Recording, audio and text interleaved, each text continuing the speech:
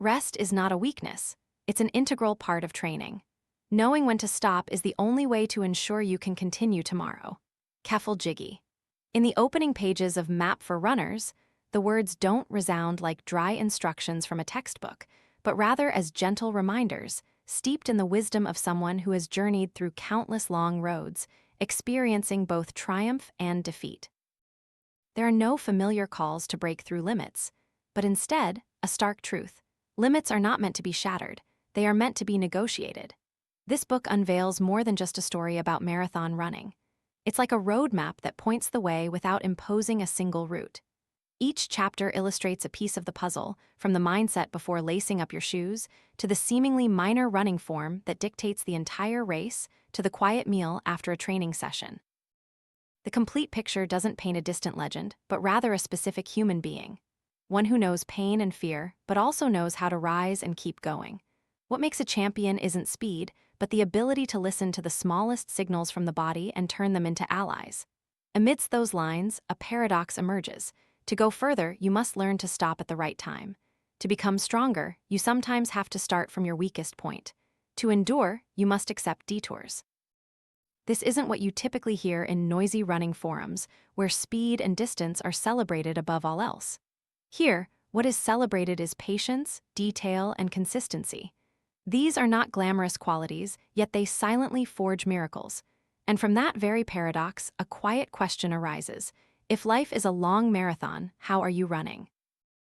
Are you charging forward with all your might, only to collapse early? Or are you pacing yourself, maintaining balance to have enough strength to reach the finish line? Map for Runners doesn't promise to transform anyone into a superhuman athlete. What it offers, more profoundly, is an honest look at how humans confront fatigue, failure, the body's fragility, and how to overcome them through small, repeated decisions until results naturally emerge. The greatest strength isn't found in the final sprint, but in the thousands of ordinary steps taken before it. At this point, a natural question arises in my own life. What detour am I still avoiding? And is it possible that this slower, more challenging detour is the only way to sustain myself for the long haul? Boston Marathon, May 2014. When I crossed the finish line, many saw my victory as a sudden, unexpected moment. But in truth, it was the culmination of decades of training, of quietly accumulating every step, every breath. After the finish line, a flurry of questions surrounded me. How did you do that? How did you overcome rivals with significantly faster records? Why did someone almost 39 reach the pinnacle when many younger competitors faltered? These very questions are why I wrote this book. I wanted to reveal the entire journey, not just how to run, but how to think, eat, and recover. How to transform everyday life into a consistent cycle that nurtures ambition. Mindset is the root. Everything begins with an idea. Without a goal, running is just a meaningless repetition. I never step out the door and say, "Today I'll run until I'm tired." There's always a destination, a number, a clear milestone. This specificity shaped my entire journey. As a teenager, I set myself the challenge of breaking the national 10,000-meter record. The figure of 27 minutes, 20 seconds, and 56 hundredths of a second became an anchor in my mind. It forced me to design every training session, every lap, every sprint. I didn't vaguely think, I want to run faster. I knew precisely what I needed to do to break that record. And then, 27 minutes, 13 seconds, and 98 hundredths became proof that thought shapes reality. Goals must have personal meaning. No one forced me to win Boston. No one compelled me to win an Olympic medal. These were promises I made to myself. When you articulate them, I will do this. It feels right to you. It possesses a special allure that makes every decision clear. The night before I left home for mountain training, my wife stayed up late with me. She knew that my month-long absence was to serve that goal. Whenever I stayed up late, she'd remind me, "Shouldn't you be asleep?" The consensus of loved ones transforms personal goals into a resonant power. Goals must be specific and reasonably challenging. If you've run a half marathon in 2 hours and 5 minutes, setting a goal to run it again in 2 hours and 5 minutes won't ignite a fire in your heart. But if you aim for 1 hour and 58 minutes, you start stepping out of your comfort zone. However, ambition must also be accompanied by alertness. I never aimed to break a world record because it didn't reflect my actual capabilities. Instead, I chose to gradually improve my times. These feasible yet difficult steps keep you in a balanced state between aspiration and limitation. Deadlines make goals vibrant. Humans react strongly to time markers. When I told myself that Boston 2014 was my last chance to win, every choice revolved around that. You can't postpone a dream forever. One day, you must define it. There are 14 weeks left until that day, and I must start now. Without time pressure, ambition will gradually dilute, like seeds forgotten in the dark. Commitment is the glue that holds everything together. A goal is meaningless without commitment. Commitment isn't just about giving your all in training, it's how you live each day. It's in refusing parties the night before a long run, in choosing a banana over a scoop of ice cream, in going to bed early so your legs can push forward the next morning. I don't see these as sacrifices, but as temporary renunciations made for a long-term vision. It's not a burden, but a belief you actively embrace. Failure is also part of the goal. I once placed third in Boston, then fifth a few years later. Many said I had no chance of winning, but I interpreted those failures differently. They showed me that if I put the right pieces together, patience, physical condition, mental fortitude, victory was still within reach. The day I came second in the 2004 Athens Olympics was not a tragedy for missing gold. It was proof that a refugee boy who once didn't know English could stand on the world's highest podium. Failure taught me patience, that the path to the finish line isn't straight, but full of loops and detours until one day, all the pieces fit. Multi-layered goals are a concept I always pursued. Before Boston 2014, I set 3 targets: win, finish in the top 3, and achieve a personal best. If the first didn't happen, there was still the second to cling to. If both seemed out of reach, the third was still there for me to fight until my last breath. This tiered system prevented me from ever giving up. Runners only truly fail when they stop believing there's a reason to move forward. Writing things down and sharing them is also how I keep myself honest. I've had a training journal since 1993. Every number, every run is recorded on paper. It doesn't allow me to deceive myself. It reminds me that this journey isn't random, but the result of a long process. I also share my goals with a few trusted people, not to boast, but so they can be a mirror reminding me when I falter. And above all, a goal is a form of character test. When you commit, there's no guarantee you'll reach the finish line. But the very act of committing shows you accept risk, accept being challenged.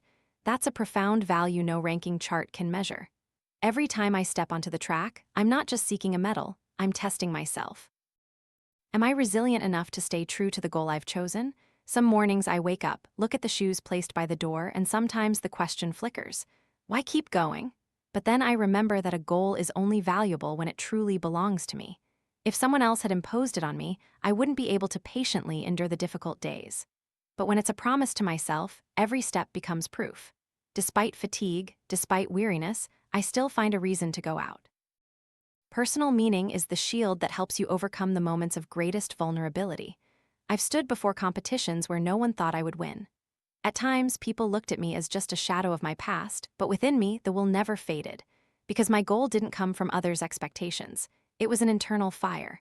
When you maintain that fire, nothing can extinguish it. Others might doubt, mock, or dismiss you. But when you run for yourself, not to prove anything to anyone. Specificity and clarity. That's how I shape every plan. I never set vague goals like run better than last time. The concept of better is so nebulous that you can't quantify it, nor do you know when you've achieved it. Instead, I write down precise numbers, down to the second, to the kilometer. If the goal is 27 minutes and 20 seconds, I know exactly what pace I need to maintain for each training session and each segment to accumulate enough energy for that final moment. The more specific the goal, the clearer the path. There's always a thin line between ambition and reality. Step too far and you fall into illusion, aim too low and you succumb to complacency. Finding that balance is the art. I once told my father directly before the Sydney 2000 Olympics that I wasn't strong enough to beat legends like Haile Gebrselassie. He was disappointed, but I understood my own limits. I wasn't belittling myself, I was simply being honest. And that honesty helped me persevere. Years later, at the Athens Olympics, I stood on the podium, receiving a silver medal. A feasible yet challenging goal will keep you alert. Don't be overconfident. Running is like driving. When you think you're accustomed, that you've mastered it, that's precisely when accidents are most likely to happen. Some athletes hit peak performance and think they can double their training volume in just a few weeks. They feel invincible, and then injuries appear without warning.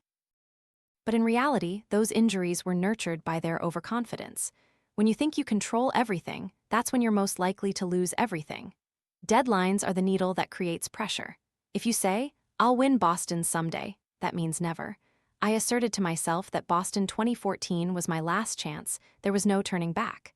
That very deadline made every training day urgent. Every meal, every night's sleep became a crucial link. Without a deadline, a goal will remain a vague dream. I often break down large goals into short-term milestones.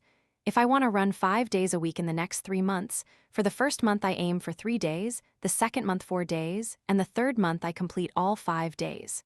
This approach is like climbing a mountain. You can't immediately think of the summit.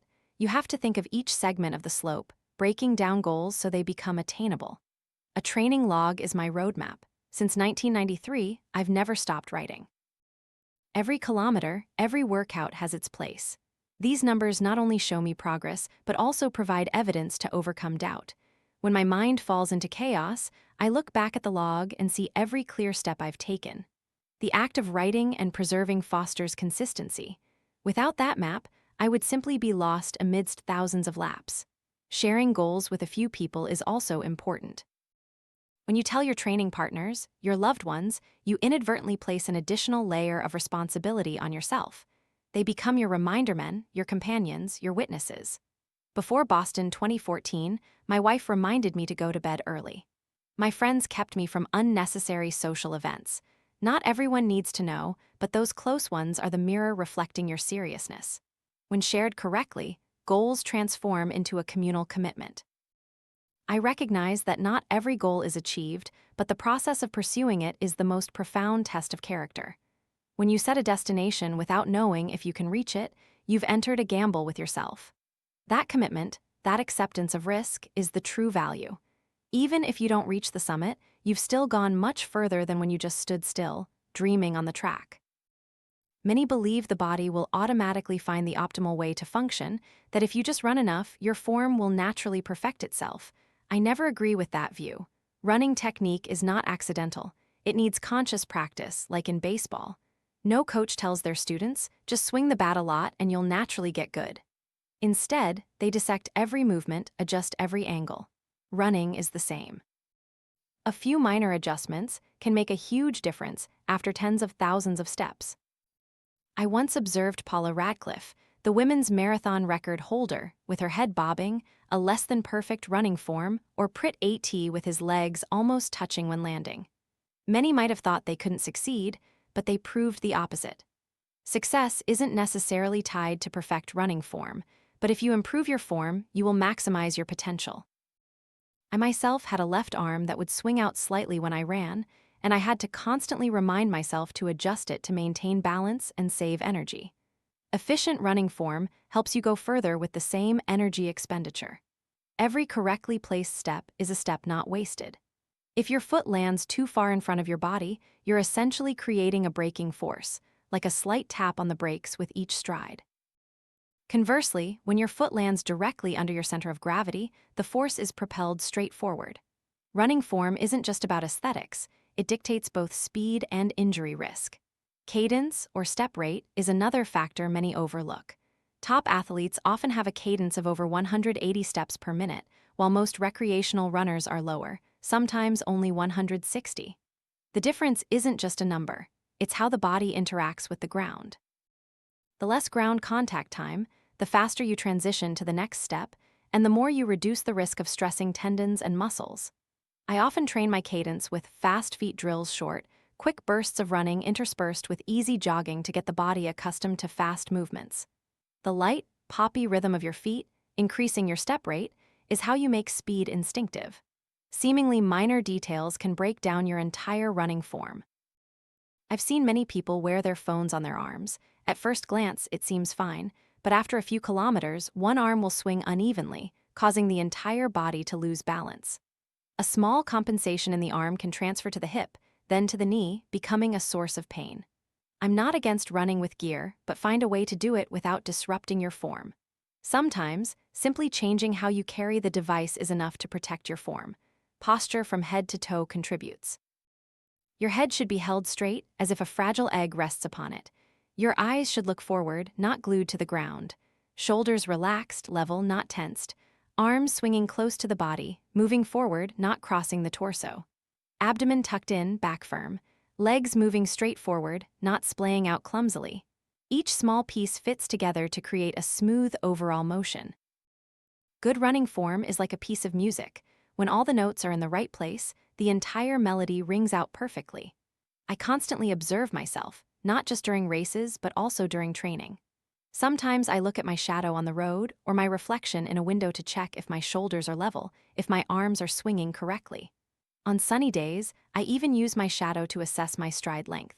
You might be surprised to discover your own body, in unconscious moments, revealing bad habits. If undetected, they will silently wear you down over thousands of kilometers. Running shoes are also an important piece of the puzzle, but they are not magic. The best shoes are those that make you forget their presence, allowing you to focus on natural movement. If shoes are too tight, your toes get compressed, and you'll unconsciously alter your landing.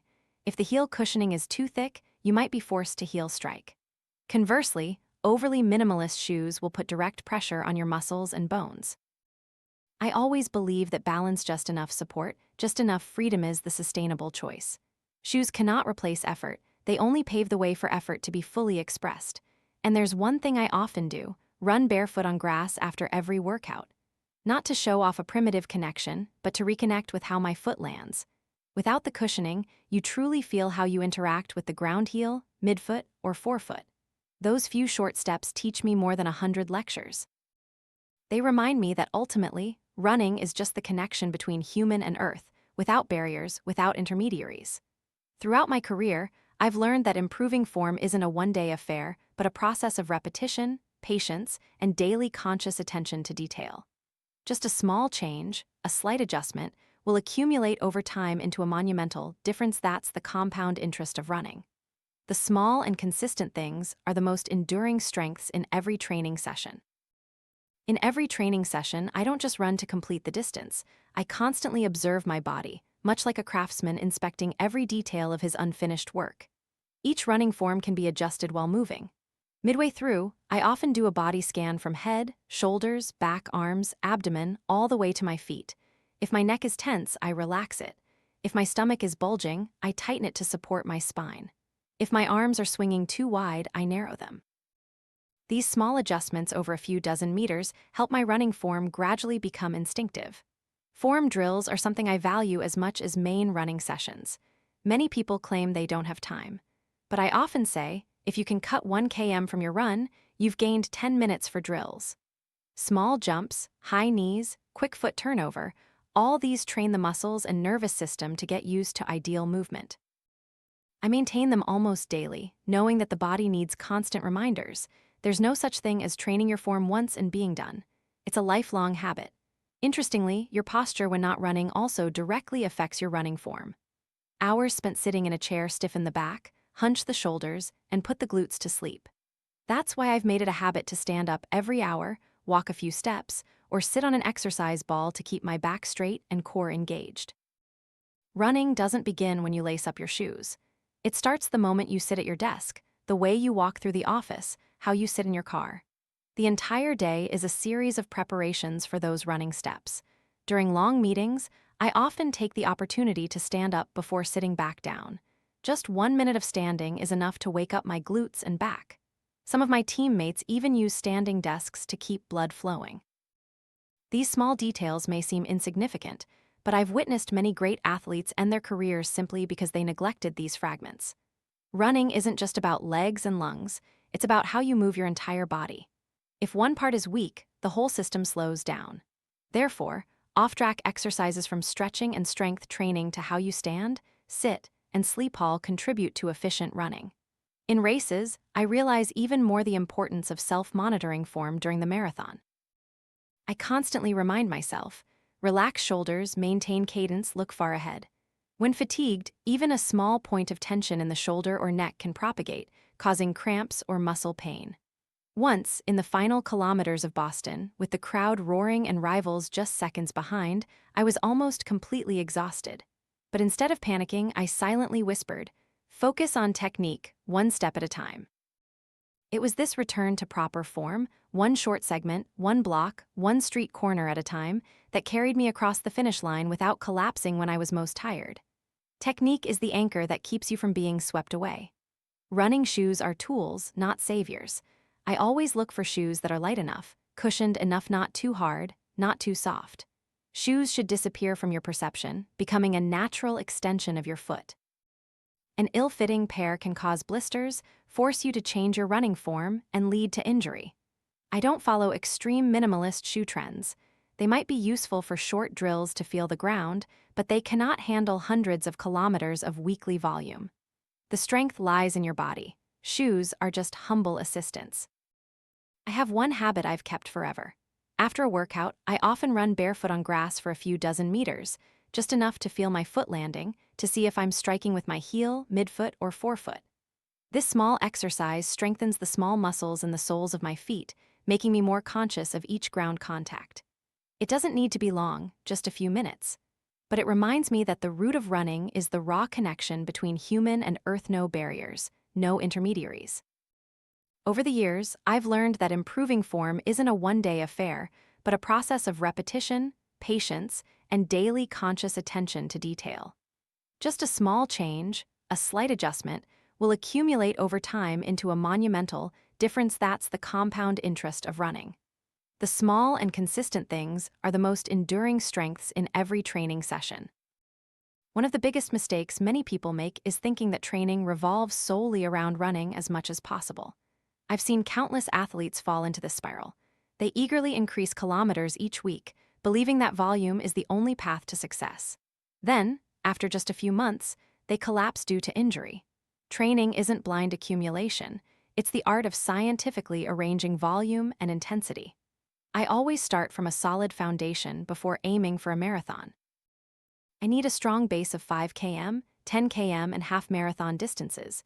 Each distance is a step, each year a layer of bricks.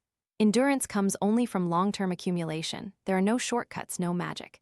In 2009, when I suffered a stress fracture, I was forced to rest for many months. When I returned, I couldn't immediately jump back into my old volume.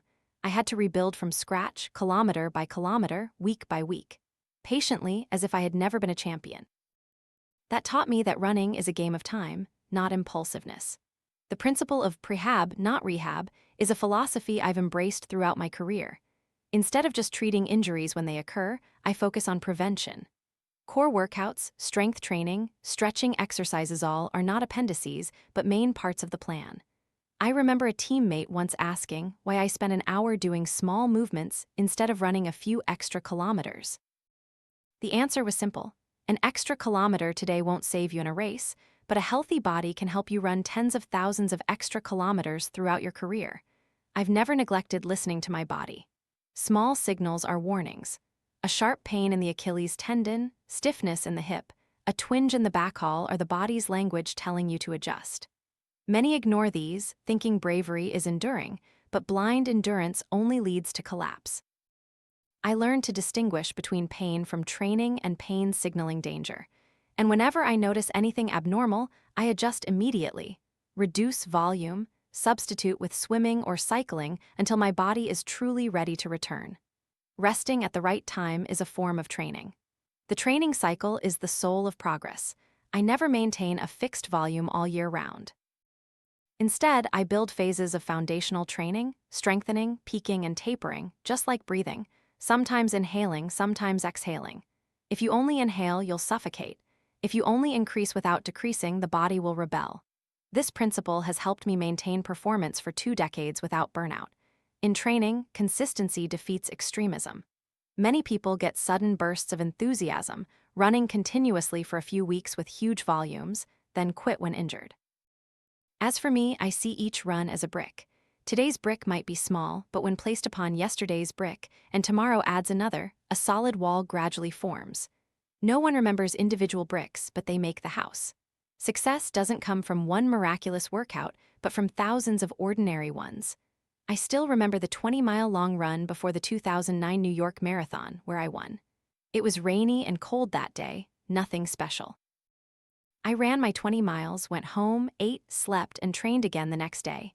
There was no glorious bonfire, just one day among countless others. But when you accumulate enough of those days, extraordinary moments will appear. Miracles are built on monotonous repetition. Another principle I always remind myself of: listen to your coach, but listen to your body even more. The plan is just a framework, the body is the compass. One time, I was scheduled to run 12x 400m at high speed, but by the 8th repetition, I felt my hamstring tightening. Instead of forcing myself to complete all 12, I stopped. I stopped that day so I could continue running tomorrow. Many people think quitting is failure. I believe knowing when to stop at the right time is a long-term victory. Over the years, I've understood that training isn't just an action, but a philosophy of life. It teaches you patience, alertness, humility before your body's power. When you start to see training as a process of companionship with your body, rather than imposing upon it, you truly unlock the door to endurance. Race day always carries a very different atmosphere. You can train for months, but only one morning decides everything. A race is not a replica of training, but a world of its own, where any scenario can happen. I've stood on the starting line hundreds of times, but my heart never stopped pounding before the gun fired. Anxiety, excitement, doubt, determination all blend together, making the mind feel like a taut string. Setting multi-layered goals has always been a survival principle. I never entered a race with just one single expectation, because if that breaks, you easily give up. At Boston 2014, I set 3 tiers for myself: win the race, finish in the top 3, and achieve a personal best. If I didn't win, there was still the top 3. If the top 3 slipped away, I could still fight to break my own limits. This tiered goal system kept me in the game until the very end. Strategy is never static. You can plan in detail, but the reality of the race course is always unpredictable. When an opponent speeds up too early, you have to weigh whether to follow immediately or wait. When your body signals energy loss, how do you adjust? In the 2004 Athens Olympics, I planned to run slowly in the first half and then gradually accelerate. But when I saw the leading pack speeding up, I knew that if I stuck with them, I would burn out. So I maintained my own pace and ultimately climbed to second place. Flexibility is the true weapon in competitive racing. Listening to your body is an essential instinct. I've had initial kilometers where I felt unusually tired. But instead of panicking, I reminded myself to break down the distance. Instead of thinking of 42 km, I just thought of the intersection ahead, the bridge in the distance, the cheering crowd. Each small landmark transformed the massive marathon into manageable segments. Breaking down the pain makes it less daunting. Staying calm amidst chaos is the most difficult art. At New York 2009, when I saw my strong Kenyan rival right behind me in the final kilometers, a part of me wanted to sprint at full speed to pull away. But reason reminded me that there were still more than 3 km to go. If I rushed, I would burn out too early. So I maintained my pace, waiting until the final incline to unleash all my strength. That day's victory came from restraint, not impulsiveness. Sometimes strength means knowing when to wait for the right moment. There were also times I took risks at Boston. I felt I had a small gap behind the leading pack. I could have played it safe, conserved energy to secure a podium finish. But a question echoed in my heart: if I don't dare to take a risk today, will there be another chance? I decided to push the pace earlier than planned. It was a gamble, and I won. Balancing reason and emotion is the subtle melody of every race. Spectators are also an indispensable part. Their cheers can lift your feet even when your body is weary. But that very sound can also easily sweep you away, making you run faster than planned. I learned to turn spectators into allies, not instigators. I smiled and waved, but in my head, I kept my own rhythm. Knowing how to harness external energy without losing internal control is a skill that needs practice. Race preparation is also an art. I always plan for every situation. If it rains, if it's hot, if there's a headwind, if I have to run alone. I visualize it in advance so that when it happens, my mind doesn't fall into panic. This preparation helps me stay calmer, even in moments that seem beyond control. And there's a truth few pay attention to. Competing is also a way of listening to yourself. When you stand at the finish line, you know clearly whether you were loyal to your plan or swept away by emotion. whether you utilized your body or betrayed it. Every race, regardless of the outcome, is a mirror that reflects you more clearly than any self-reflection. When I recall those major competitions, what lingers is not just the medal, but how I confronted myself on the track. Boston 2014 is the clearest example, not just a victory in front of hundreds of thousands of spectators, but an internal triumph. When I knew I had dared to take a risk, maintained composure, and listened to my body at the right time, that moment not only defined my career, but also defined who I am. If there's one thing many misunderstand most about a marathon runner's life, it's their diet. They often imagine I live on a strict menu, absolutely no sweets, only green vegetables and lean meat. The truth is much simpler. Eating isn't torture, it's a natural part of a lifestyle. Eating to maintain a healthy weight is the first principle. A body with just a few extra kilograms can ruin marathon performance. But I don't obsess over weight either. When I was younger, I once forced myself to lose weight quickly, and the result was a weaker body and ineffective training. After that, I understood that the number on the scale is just a consequence. More important is balance, eating enough to run, to recover, to live healthily. A good weight is the product of good habits, not an obsessive goal. Eating for recovery, that's the key to long-term training. A 20-mile long run doesn't just burn calories, it also causes micro-tears in muscle fibers, depletes glycogen, and zaps minerals and water. If you don't replenish correctly, you'll start the next day with an empty tank. I usually eat immediately after a workout, within the golden window of the first 30 minutes. Simple things like chocolate milk, bananas, or a peanut butter sandwich. It doesn't need to be fancy, but it needs to be timely. Food at the right moment is an extension of the workout. Eating to maintain energy during a race is also an art. No one can complete a marathon solely on pre-stored glycogen. I've bitterly failed in some races just because of incorrect fueling. At Boston, I calculated precisely. Every 5 km, I drank water, interspersed with energy gels. My body had been trained to accept gels during long runs, so when race day came, it wasn't a shock. Race day food cannot be an experiment, it must be a habit honed beforehand. My diet doesn't completely eliminate any food. I eat pasta, rice, fish, chicken, plenty of vegetables, and fruits. I also eat pizza or ice cream, but in moderation. If you impose absolute prohibitions, you're likely to rebel against yourself, and one indulgence can lead to a string of uncontrolled days. I believe in balance, 90% healthy, 10% flexible. Discipline doesn't mean extremism. Endurance comes only from harmony. Water and electrolytes are just as important as food. I once made the mistake of only drinking plain water on hot days, and the result was a completely drained body due to sodium deficiency. After that, I learned to supplement salt through sports drinks, ensuring electrolyte balance. Running doesn't just deplete energy, it also pulls small salt particles out through sweat, and without them, muscles won't function correctly. Drinking isn't just to quench thirst, but to maintain bodily functions. Eating is an extension of the prehab, not rehab philosophy, just like core training to prevent injuries. Correct eating prevents exhaustion and weakness. Instead of waiting for the body to collapse before thinking of a rescue, I view every meal, every sip of water, as a brick laid before the house falls. I also learned that eating is linked to culture and spirit. Before big races, I often ate with family and friends. A plate of pasta isn't just carb loading, it's a moment of connection, a source of mental strength. When my wife and children sat beside me, laughing and talking, the meal became a reminder that I wasn't fighting alone. Food, in its deepest sense, is the bond between body and soul. There's no secret formula. What I eat isn't much different from what many others eat. Fresh, simple, healthy, just enough. The difference is persistence. I repeated that habit for years until it became a sustainable foundation, just like running. Eating is also a game of consistency.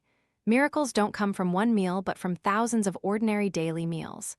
Purposeful mindset, efficient running form, scientific training, intelligent racing, balanced nutrition. These 5 pieces blend into a complete whole. No piece is separate, no part less important. Each element supports and enhances the others. It was this interconnectedness that took me, a refugee boy who once didn't know English, to the highest podiums of the world's most prestigious marathons. And people often think running only requires legs, but after years on the track, I understand that it's the upper body, shoulders, back, and core that forms the silent framework preventing the body from collapsing. When the legs start to give way, you can train for thousands of kilometers, but if your upper body is weak, just a headwind or a steep incline is enough to break your running form. During harsh training days, I realized the importance of shoulder, chest, and back exercises. Push-ups not only make you stronger, they prevent your shoulders from slumping forward after mile 20. Push-ups, or their variations, teach your body to keep the spine straight even when your lungs are burning. Correct posture isn't just technique, it's the result of silent strength. As for the core, many mistakenly believe core only refers to six-pack abs. For me, core is everything: abdomen, hips, lower back, obliques. Planks that lasted 30 seconds, then gradually extended to a minute. Seemingly simple super planks are the foundation that helps me keep my hips level, my stride straight, and energy unwasted. A weak core makes you exert an extra 1% effort with each step, and accumulated over 42 km, that's the difference between collapsing and crossing the finish line. I remember a training session before New York. It was bitterly cold. By kilometer 25, my back started to round. Right then, all the planks, super planks, and push-up variations I once considered tedious suddenly appeared as a shield. Functional strength isn't about looking better in the mirror, it's about not collapsing on the road. The fascinating thing is that these exercises don't require a luxurious gym, just a mat and body weight. Sometimes, a chair or a ball. It's this simplicity that kept me committed long-term. I learned to listen to every small muscle. When my shoulders trembled holding a pose, when my hips tried to maintain balance in a one-arm plank. That's when my body truly developed stability. Strength and stability are intertwined. Someone can lift heavy weights but lose balance when changing direction. Marathon running doesn't demand huge biceps, but rather a sufficiently strong upper body to maintain rhythm when fatigued. I often practice movements that put my body in a state of controlled imbalance: one-arm rotating planks, high leg planks, side planks with a leg lift. When the body learns to stabilize itself in imbalance, it truly becomes ready for the chaos of the race course. Many times I asked myself, why spend hours on these boring movements instead of running a few extra kilometers? The answer came from days of injury. In 2007, I suffered a hip strain because I neglected auxiliary exercises. Lying in bed recovering, I understood that every minute invested in functional strength is an hour you avoid being sidelined by injury. From then on, my philosophy was clear. Running builds performance, but functional strength protects you for the long run. During training with teammates, I often noticed discrepancies. Some ran very fast, but when they tried a hip-rotating plank, they collapsed after a few seconds. This discrepancy is a vulnerability easily turning into injury. I advise them to train as if building the framework of a house. Don't just decorate the facade. Without the framework, the first strong wind can blow everything away. As I got older, I more keenly understood the role of small movements. Before, I often thought just running a lot was enough. But as my body passed 35, I felt every weakness clearly emerge. At that moment, functional strength became the tool to combat natural degeneration. It doesn't make you immortal, but it helps slow down the process of collapse. And above all, I believe that strength doesn't lie in bulging muscles, but in the ability to control oneself to maintain form against a headwind, to keep rhythm when knees ache, not to collapse when lungs are starved of oxygen. That is true strength.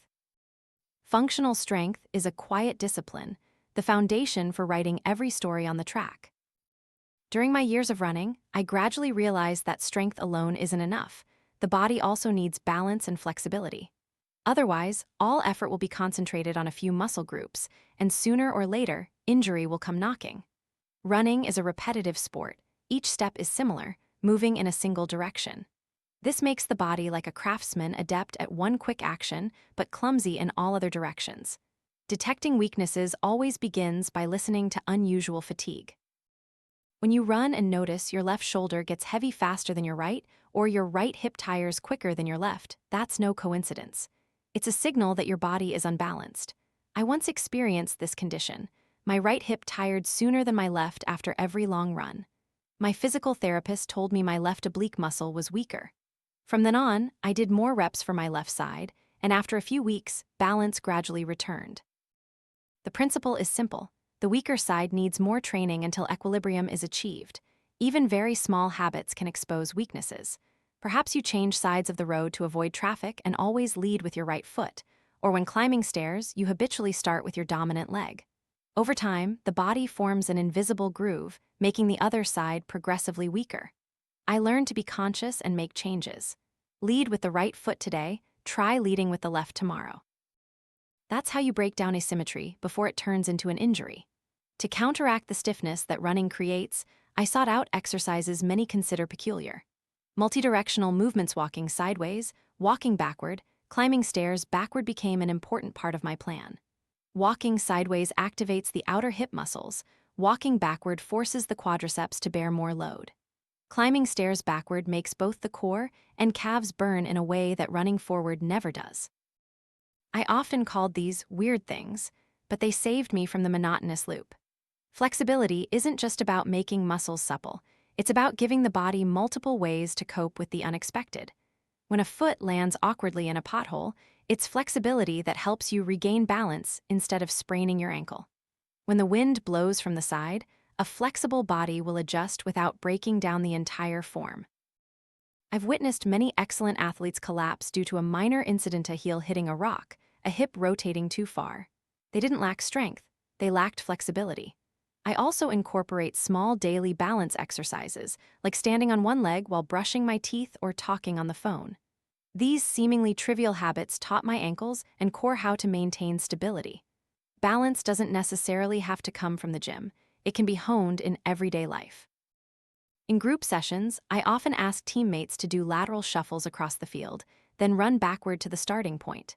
Many laughed, thinking it wasn't real running. But after a few weeks, when they noticed less calf strain and fewer knee injuries, they began to understand that running faster isn't just about moving forward, but about preparing the body to cope with all directions. There's a paradox I always like to mention. To run straight, you must practice going in circles. If you only focus on running straight, the body will gradually lose its adaptability. But when you know how to move sideways, backward, and rotate, you can maintain a straight path long-term. These detours are what truly build endurance. As you age, flexibility becomes even more precious.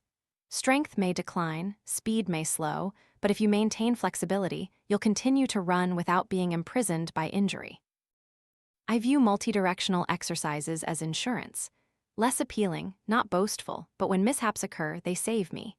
And I believe that running isn't just about propelling the body forward. It's a journey of keeping the body whole, balanced, and adaptable. Balance and flexibility are the bridge connecting strength with endurance. If strength gives you a sturdy house frame, flexibility and balance are the wind-resistant pillars that prevent the house from being swept away in a storm. In my running journey, I once thought stretching was secondary, something you could do or skip without much consequence. But as the years passed, my body taught me a different truth. Stretching isn't just an end, it's a preparation so you can continue tomorrow. And among all the stretching methods I've tried, active isolated stretching, AIS, became my most reliable weapon. The mechanism of AIS is simple yet profound. You don't hold a rigid stretch for 20-30 seconds like traditional static stretching. Instead, you actively contract the opposing muscle group to allow the target muscle to relax and lengthen.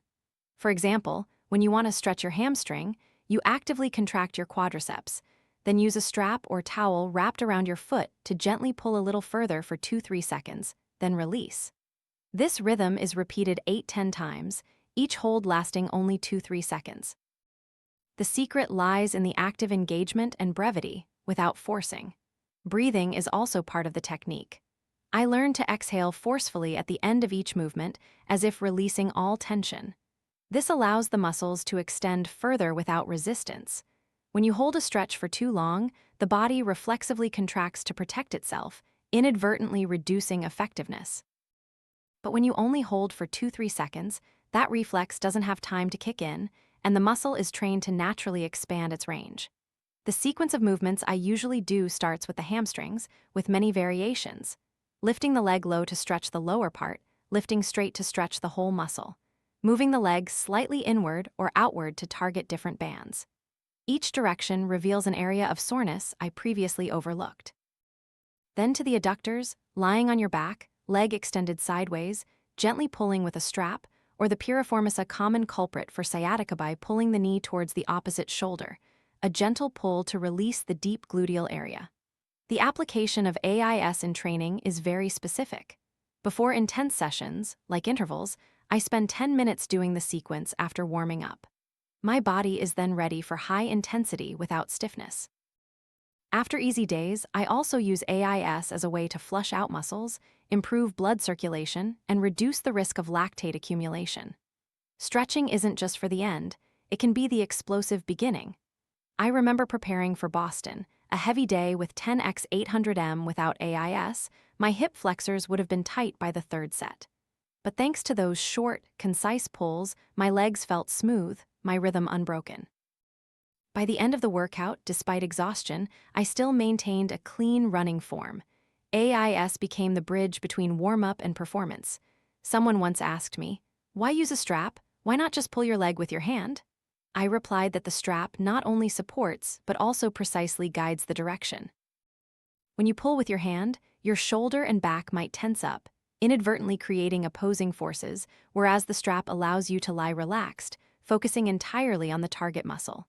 This simple tool transforms stretching into a precise science. AIS also helped me discover blind spots in my body. Once, while stretching my right hamstring, I noticed the tension was very different from my left. That warned me that one side was weaker, more prone to injury, so I increased training for that side. And a few weeks later, the imbalance significantly reduced. Stretching isn't just for recovery, it's a mirror reflecting your body. Over the years, I've clearly seen that runners often prioritize distance and speed but neglect what breaks them down most: flexibility. A stiff body is a spring that easily snaps, while a supple body is a resilient bow. AIS gives me that suppleness. No fanfare, no fuss, just a sequence of breaths and short, repetitive movements. Active stretching is a gentle dialogue between will and muscle. It doesn't force, doesn't twist, it only persuades the body to expand little by little, just like in life. Sometimes strength doesn't come from pressure, but from skillful patience. AIS taught me that gentleness can also conquer rigidity, and small repetitions can change an entire long journey. After every grueling workout, with sweat pouring and breath still heavy, the body feels like collapsing onto the ground. Many stop there, thinking the hardest part is over. But I understand that at that very moment, another journey begins. Post-workout stretching is the ticket back for tomorrow. I usually start with simple yet deeply effective movements. Standing leg swings, sideways, back and forth, rhythmically like a swinging door. This movement awakens the outer hip muscles, releasing the pressure accumulated during the run.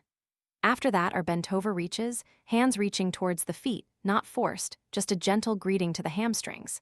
Next, I do crossbody reaches, taking my hand across to the opposite foot, allowing the obliques and hips to be released together.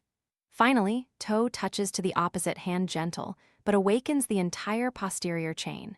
These movements aren't showy, but unlock whole body relief. Sometimes I made the mistake of stretching an inflamed area. My Achilles once had a dull ache. Thinking stretching would heal it, I pushed deeper, resulting in a worsening condition that lasted weeks. After that, I learned a lesson. When the body is inflamed or sore, avoid stretching that area directly. Instead, I gently warmed up, walked, or applied cold compresses to soothe the muscles in a different way. Stretching is only truly beneficial when it's a dialogue, not torture. On busy, tightly scheduled days, I've also skipped stretching. But after a while, I realized the cost. Muscles felt heavier, each step the next day felt like carrying extra weight. From then on, I created a rule: even if it's just a few minutes, stretching is better than skipping entirely. Even a gentle pull can make a difference, like a small drop of water gradually eroding stone. Many view stretching as a luxury, only doing it when they have free time. I, on the contrary, see it as part of the workout. Finishing a run without stretching, for me, is like writing a letter but leaving it unfinished, unsigned, unsent. Stretching is the signature of each workout, the concluding remark that makes the entire journey complete. I also realize that stretching doesn't always require many movements. Sometimes, just a small sequence focused on the most stressed areas during the workout. For long runs, stretch hamstrings, glutes, calves. For intervals, focus on hips and back. This selectivity helps me save time while remaining effective. Smart stretching is stretching in the right place, at the right time, not stretching as much as possible. On race days, I treat stretching as a ritual. After crossing the finish line, my body is almost broken, but I don't run from that feeling. I use stretching to reconnect each piece. Each stretch is a thank you to the muscles that served me for 42 km. Each exhale is a way to release lingering tension. Stretching becomes a moment of calm on the most chaotic day. A paradox I've discovered is, the busier you are, the more you need to stretch. People often skip it, thinking they don't have enough time. But it's precisely in that hurried grind that the body is most vulnerable. Just 5 minutes after a run, you've bought yourself a few extra healthy days in the future. And those 5 minutes are the difference between an athlete who progresses far and one who is perpetually held back by injury. The human body is not a machine. It's a musical instrument, and stretching is how you tune its strings. If you don't tune it, the sound will be harsh, the music discordant. I always want my body to sing a complete melody when I step out onto the road. And that's only possible when the tendons, muscles, and joints are all properly tensioned, thanks to those seemingly mundane minutes of stretching. Therefore, for me, post-heavy workout stretching isn't an option. It's a condition for continuing. It doesn't need to be complex or lengthy, just a regular presence each movement. Each breath is a commitment that I will run not just today, but for many days to come. There's something few people notice. The capacity of the heart and lungs can develop faster than the endurance of the legs. Your heart might be ready for hours of training, but your bones, joints, tendons, and muscles will cry out in protest if you just keep running more and more.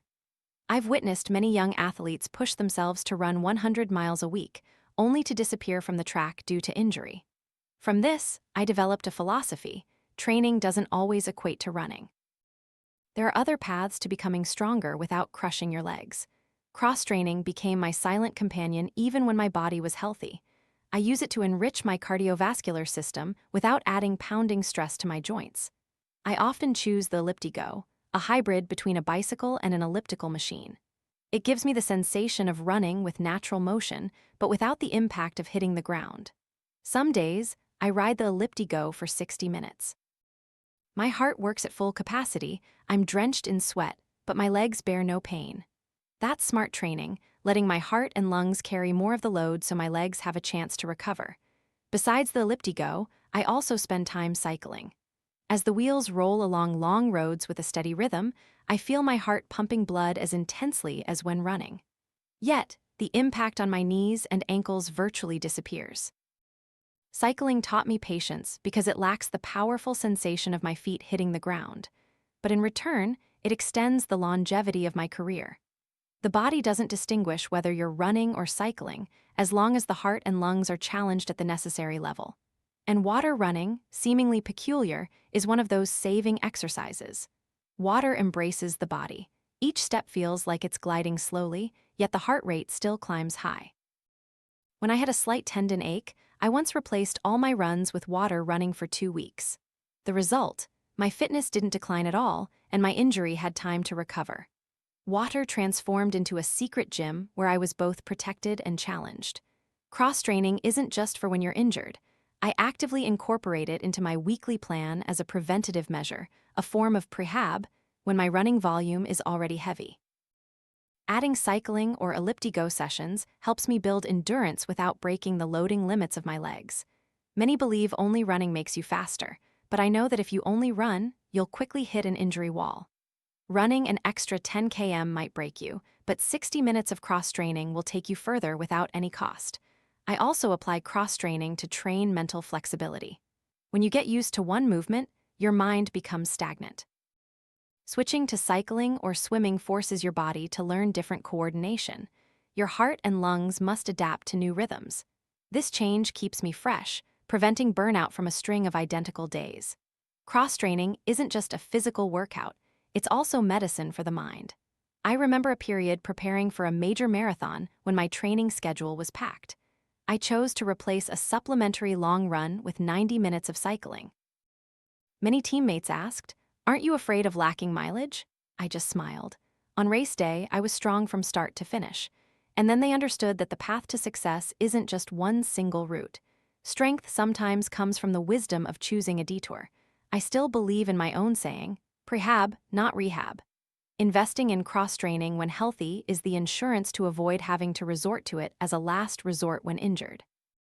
It keeps my body resilient, allowing me to continue running at a high level for 2 decades, something many thought impossible. And most importantly, cross-training taught me a big lesson. Running doesn't exist in isolation. It's part of overall human health, where the heart, lungs, muscles, joints, and even the spirit are all connected. Each supplementary discipline is a piece that makes the running picture more complete and enduring. There were periods when my body forced me to stop running. Injuries don't ask permission. They arrive like uninvited guests. Many in that situation either quit training or struggled in despair. But I chose a different path, simulating my running week with cross-training to prevent fitness from eroding while my body healed. First, I learned to rebuild my weekly rhythm. A long run, a tempo run, an interval sessional could be replaced by cycling, elliptigo, or water running. If the running schedule called for a 2:30 long run, I cycled or water ran for that exact duration. If there was a 20-30 minute tempo workout at a high sustained pace, I maintained a similar heart rate on the elliptigo. And if the schedule included intervals, say 5x 5 minutes fast, I transformed them into 5 strenuous sets on the bike with the same rest periods. The body doesn't care if you're moving on the ground with your feet or on pedals. The heart and lungs only care about rhythm and intensity. I once had a period of hamstring pain and couldn't run outside. Instead of accepting a loss of fitness, I spent almost the entire week on the elliptigo. A 2-hour-long session, a 25-minute tempo, 6x 4-minute intervals. All maintained the correct heart rate as if I were running. After 6 weeks, returning to the track, I was surprised. My speed and endurance were almost intact. Injuries don't take everything if you know how to find a detour. Besides the main sessions, I also added short, very fast bursts, 30 to 60 seconds of all-out effort on the bike or in the water. These explosive segments kept my nervous system accustomed to speed so that when I returned to running, my body wouldn't forget the feeling of flying. Many athletes overlook this detail, and when their injuries heal, they find themselves unusually sluggish. Cross-training not only maintains endurance but also preserves sharpness. However, simply doing it isn't always effective. I learned a clear list of do's and don'ts. Do's: maintain a weekly schedule similar to running, use heart rate as a compass, keep time and intensity equivalent, add short explosive bursts to preserve speed. Don't: turn cross-training into a separate race, don't increase duration too much to compensate for lost running mileage, don't ignore body signals. Many make the mistake of thinking, if it doesn't hurt, add more. But excessive cross-training can also exhaust the nervous system, prolonging recovery. I remember a teammate who, after an injury, plunged into swimming for 2 hours every day to maintain fitness. The result was that he wasn't faster when he returned, he was depleted. Cross-training must simulate, not blindly replace. It's a temporary bridge, not the main road. To keep everything precise, I rely heavily on heart rate. When running, perceived exertion, RPE, is often the measure. But when cycling or water running, RPE loses its meaning. Heart rate is the most honest indicator. If my tempo run is at 160 BPM, I keep my cycling around that level. If my intervals are usually at 175 BPM, I set the same goal when training on the elliptigo. This way, I ensure that the simulated workout is equivalent to the real workout. The most important thing I learned is that cross-training during injury isn't a concession but a strategic patience. It allows me to navigate difficult periods without losing myself. Instead of seeing it as lost time, I view it as an opportunity to explore my body in different ways, to try new movements, to nourish my heart and lungs without sacrificing my joints. When I return to the track after each injury, I often notice a strange thing.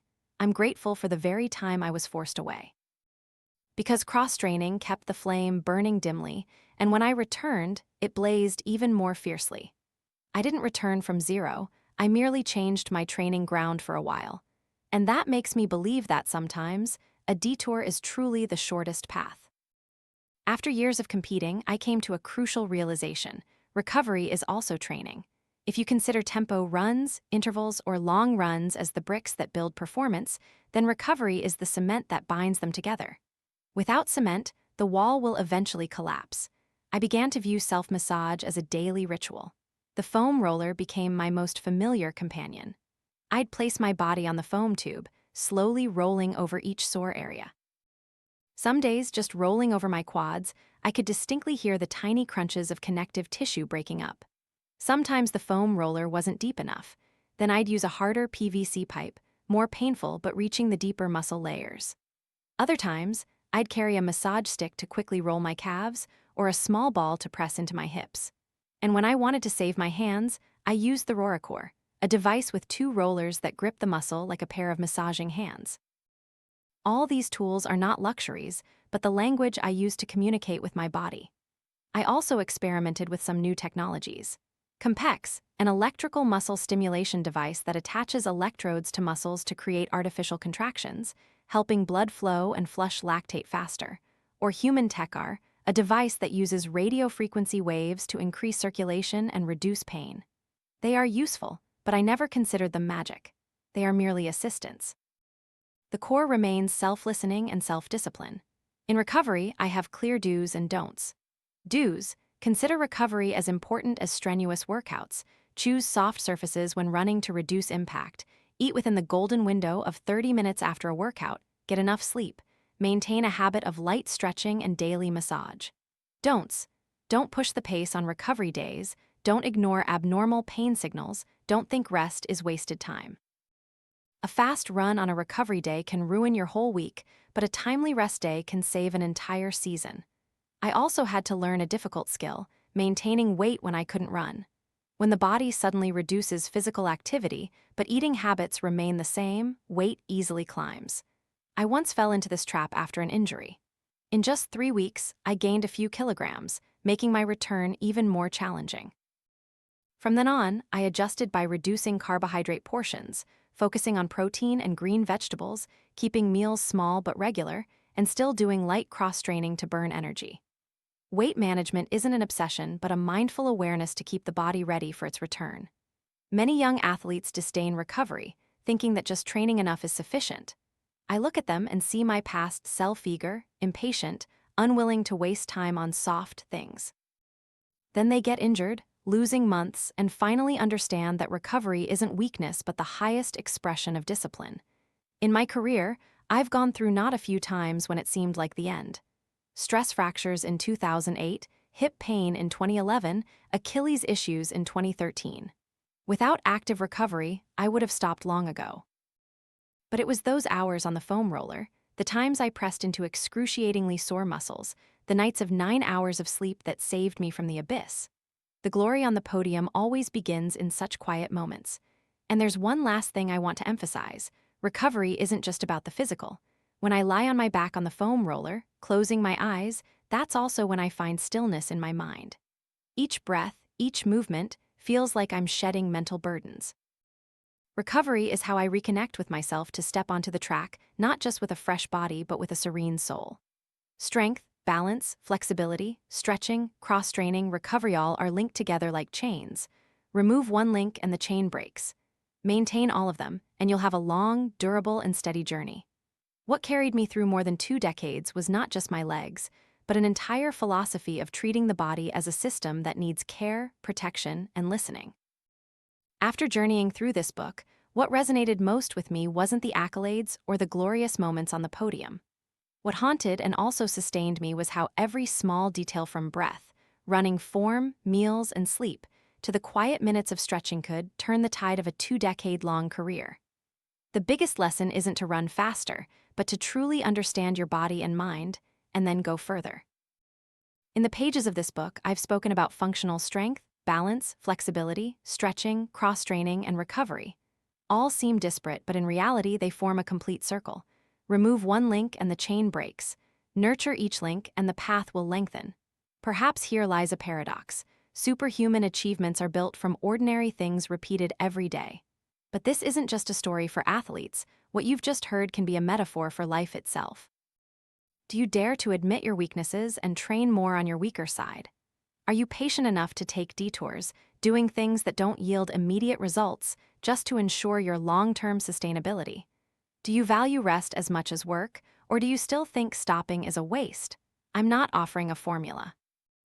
I'm simply sharing the experience that every small decision you make today, going to bed an hour earlier, diligently stretching for a few minutes, reducing extremism to maintain persistence, can be what determines whether you're still in the game tomorrow.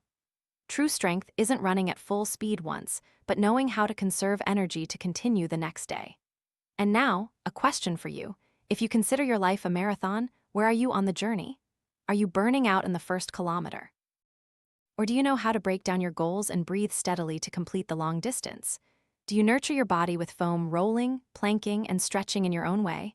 The little things that keep you from collapsing. Ask yourself what you're truly running for praise, for pressure, or for a goal meaningful enough to lift your steps every morning. If you're unsure, perhaps it's time to rewrite the training log for your own life. I don't wish for you to become a marathon champion. I only hope you can find your own true rhythm, a rhythm durable enough to carry you through the years. And if this book leaves you with anything, it's this reminder. Don't overlook the small details, for they are precisely where great strength lies.